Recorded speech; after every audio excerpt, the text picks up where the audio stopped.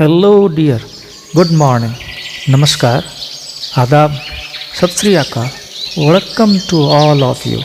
You are welcome. तो आप लोग कैसे हैं? आई होप आप सभी कुशल मंगल होंगे।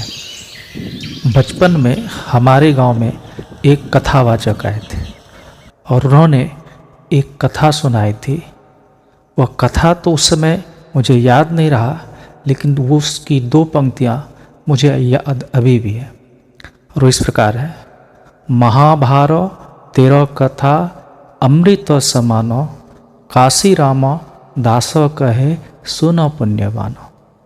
महाभारत तेरो कथा अमृत समानो, काशी राम दास कहे सुन पुण्यवानो। अब समझ ही गए होंगे मैं किसकी बात कर रहा हूँ। महाभारत की। जी हाँ, महाभारत दुनिया का सबसे बड़ा ग्रंथ है और इसे पांचवा वेद भी कहा जाता है। आज से हम इस महाभारत के कुछ प्रेरक प्रसंगों के बारे में बात करेंगे जो विभिन्न बोर्डों के पाठ्य पुस्तक में सम्मिलित है, ताकि बच्चों को उनसे प्रेरणा मिले। और यह हम इसे कई भाग में प्रस्तुत करेंगे। तो आज का पहला भाग जो होगा वह महाभारत की एक संक्षिप्त कहानी और फिर उसके रचना के विषय में होगा। ये तो महाभारत का रचना काल विभिन्न विद्वानों ने अलग अलग समय बतलाया है, लेकिन कम से कम उन्होंने माना है कि यह रचना 5000 वर्ष पूर्व की बात है और उस समय द्वापर का युग था। उस समय धरती पर भगवान श्री कृष्ण विद्यमान थे। तब भारत भारतवर्ष के नाम से जाना जाता था और उस समय के राजा थे महाराज शांतनु। देश की राजधानी थी हस्तिनापुर। शांतनु के बाद उनके पुत्र विचित्रवीर्य राजा हुए। विचित्रवीर्य के दो पुत्र थे, धृतराष्ट्र और पांडु। धृतराष्ट्र अंधे थे, अतः गद्दी पर पांडु बैठे। पांडु के दो रानियां थीं, कुंती और माद्री। कुंती के 3 पुत्र हुए, युधिष्ठिर, अर्जुन और भीम। माद्री के 2 पुत्र थे, नकुल और सहदेव। ये पांचों पांडु के पुत्र थे, इसीलिए पांडव कहलाए। धृतराष्ट्र की रानी गांधारी थी। गांधारी गांधार देश की राजकुमारी थी, जिसे आज कंधार कहते हैं। आजकल यह स्थान अफगानिस्तान में है। उस समय अपना देश वहां तक फैला हुआ था। धृतराष्ट्र और गांधारी के 100 पुत्र थे, सभी दुष्ट अल्प बुद्धि के थे और वे कौरव कहलाते थे। उनमें सबसे बड़ा दुर्योधन था। वह घमंडी था, पांडवों से बहुत जलता था। एक बार दुर्योधन ने पांडवों को चौपड़ यानी जुआ खेलने के लिए बुलाया। युधिष्ठिर को इस खेल का बुरा शौक था। खेल जमा भी। दुर्योधन की ओर से उसका मामा शकुनी खेल रहा था। वह कुटिल था। छल से बाजी जीत ली, पांडव हार गए।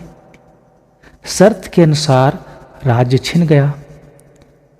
12 वर्ष का वनवास और 1 वर्ष का अज्ञातवास हुआ।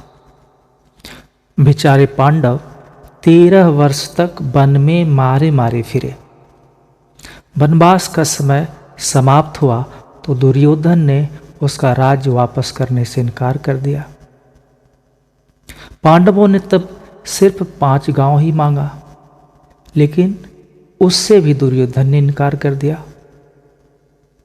भगवान श्री कृष्ण ने दुर्योधन को समझाया, लेकिन उसने किसी की बात पर कान नहीं दिया। अतः पांडवों को युद्ध करना पड़ा। कौरव पांडवों का यह युद्ध महाभारत के नाम से प्रसिद्ध है और अंत में पांडव विजयी हुए। यही कथा का सार है। अब हम चलते हैं कि यह कथा की रचना कैसे हुई। इसके पीछे भी एक छोटी सी कहानी है। हम जो है कथा महाभारत के सुनते हैं, इसकी रचना वेद व्यास जी ने किया था। इस कथा को वेद व्यास जी ने एक ग्रंथ में लिखा है। उस ग्रंथ का नाम भी महाभारत है। महाभारत दुनिया का सबसे बड़ा ग्रंथ है। इसके लिखने के संबंध में एक रोचक कथा है। वेद व्यास जी ने महाभारत का युद्ध अपनी आंखों से देखा था। वे इसे एक ग्रंथ के रूप में लिखना चाहते थे, किंतु यह काम सरल नहीं था।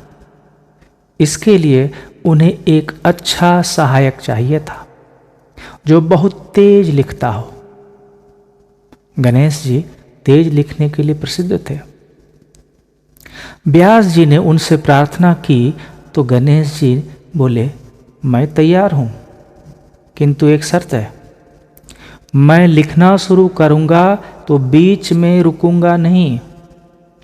यदि आप बोलते बोलते रुक गए और मुझे लिखना रोकना पड़ा तो मेरी कलम फिर हमेशा के लिए रुक जाएगी। व्यास जी चतुर थे, बोले मैं तैयार हूं, किंतु एक शर्त मेरी भी है। आप प्रत्येक श्लोक का अर्थ ठीक प्रकार समझ लें तभी लिखें। व्यास जी की चतुराई समझकर श्री गणेश जी मुस्कुराए। वे तैयार हो गए। फिर क्या था, दोनों जम गए। व्यास जी बोलते जाते, गणेश जी लिखते जाते। बीच बीच में व्यास जी कठिन श्लोक बोल देते थे। उसका अर्थ समझने के लिए गणेश जी जब थोड़ा रुकते तो इसी बीच व्यास जी कई नई श्लोक बना डालते थे। इस प्रकार महाभारत का अद्भुत ग्रंथ तैयार हुआ। महाभारत के रचयिता भगवान वेद व्यास हैं। इनके पिता मुनि पराशर थे। माता का नाम था सत्यवती। वह एक मछुआरे की कन्या थी। मथुरा के पास यमुना जी के मध्य एक द्वीप में इनका निवास था। इसी द्वीप पर व्यास जी का जन्म हुआ था। इसीलिए बचपन में वे कृष्ण द्वैपायन कहलाते थे। बचपन में ही कृष्ण द्वैपायन हिमालय पर चले गए। 12 वर्ष तक घोर तपस्या किया। फिर कृष्ण द्वैपायन वेद व्यास कहलाए। बद्री धाम में आश्रम होने के कारण बादरायण भी कहलाते थे। व्यास जी अद्भुत ज्ञानी थे। पवित्र वेद को 4 भागों ऋग, यजु, साम और अथर्व वेद में उन्होंने ही बांटा था। इसीलिए उन्हें वेद व्यास कहते हैं। वेदों का अर्थ समझाने के लिए ब्रह्मसूत्र लिखा। ब्रह्मसूत्रों की व्याख्या के लिए 18 पुराण लिखे। महाभारत जैसा विशाल ग्रंथ व्यास जी की ही देन है। यह 5वां वेद कहलाता है। तो यह था महाभारत का एक संक्षिप्त परिचय, एक छोटी सी कहानी के रूप में और उसके रचना के बारे में। उसी महाभारत की कुछ कथाएं, कुछ प्रेरक प्रसंग और कुछ रोचक जानकारियां हम आगे के श्रृंखलाओं में जानेंगे। तब तक के लिए आप सभी का शुक्रिया और धन्यवाद।